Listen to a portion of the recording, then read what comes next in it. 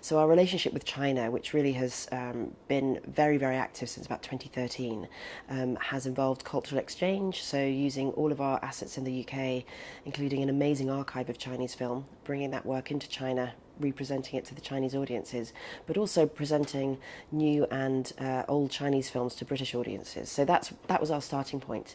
The reason I'm in Beijing on this occasion is with a delegation of British film professionals, and this is something we've been building over the last 3 or 4 years to strengthen the relationships on the industry platform.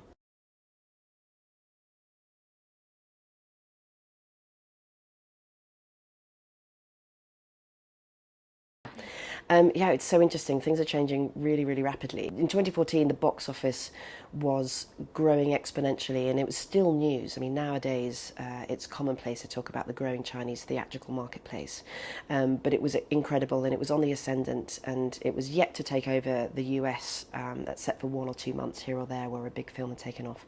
So there was an obsession with the theatrical marketplace, but because the Chinese market is so heavily regulated with a very limited amount of slots for films that aren't Chinese, people thought that co-production was perhaps the only answer to that, and that the way in which international filmmakers could work with China was by co-producing with them, because that would allow a route into the Chinese market. And I think what we've noticed over the last 3 or even 4 years is an understanding that co-production, in the sense of a sort of shared cultural story, those stories are really pretty rare. We've had some very high profile examples of films that haven't worked because the creative will behind them has been there, but they've mostly been driven by a business sense that, you know, the way to access the Chinese market and this, you know, this hugely huge potential for profit making has rather driven storytelling. And I think everyone's wised up to that in the last 3 or 4 years. And I think the other thing is that the Chinese market, the theatrical market at least, has had its own natural slowdown at the end of 2016 for various reasons, to do with a few local films not really working very well, but also a number of business practices changing, such as the way in which tickets are sold and the way that they're sold to the public. And so there's also a recognition that films need to be stronger culturally, and the films that are really working in the marketplace aren't necessarily the blockbusters, and they're certainly not the films where the storyline has been driven by a bunch of business people writing out storylines on the back of an envelope and hoping that's going to work. They've been stories that have really connected and started to tell stories about local Chinese identity, and that's what's been really interesting and no less challenging, actually, for the UK to find a way to help grow that marketplace.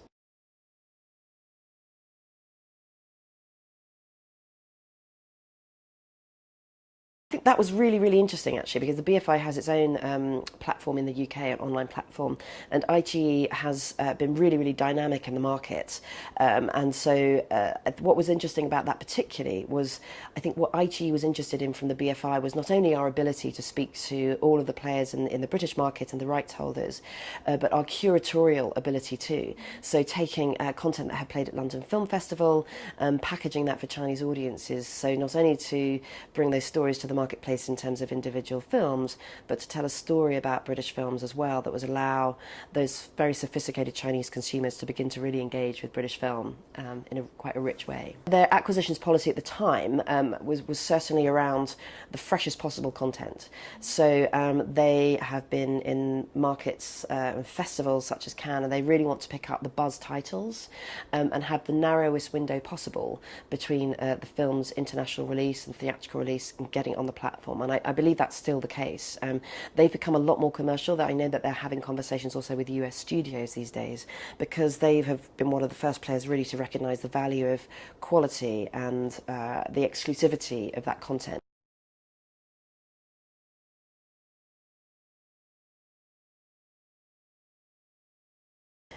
It's a really good question. It's something that we're learning all the time, and every time we meet with a player in the Chinese industry, our understanding of how that works becomes more and more refined. I think what, again, is interesting is that when we first came in 2014, the Chinese market seemed very, very homogenous. Everyone was obsessed with the 25-year-old cinema goer. Now, British independent film has always played slightly outside of that space anyway. And that's where we're more interested in more diverse and cultural offerings. And that's true also, I think, of the independent industry that we've brought out to China. So what's encouraging is that we're being told by the local industry that the stories that Chinese audiences are responding to have heart and they have a connection. They're much more human stories. So that's actually really good news for British independent film. The other development in the market that I think is going to really help diversification is the introduction of the nationwide alliance of art house cinemas. Now, this is an initiative between the China Film Archive and a number of commercial players. So Wanda Cinema Line, also Broadway Cinema Line, have come together with a ticketing platform called Weiying, with Huaxia, which is one of the state importers of films, to create an alliance of currently 200 cinemas around China, which we hear will grow to maybe 500 by the end of this year.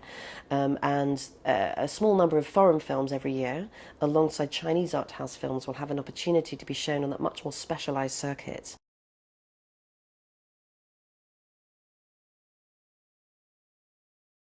The BFI has a small ability to distribute films itself.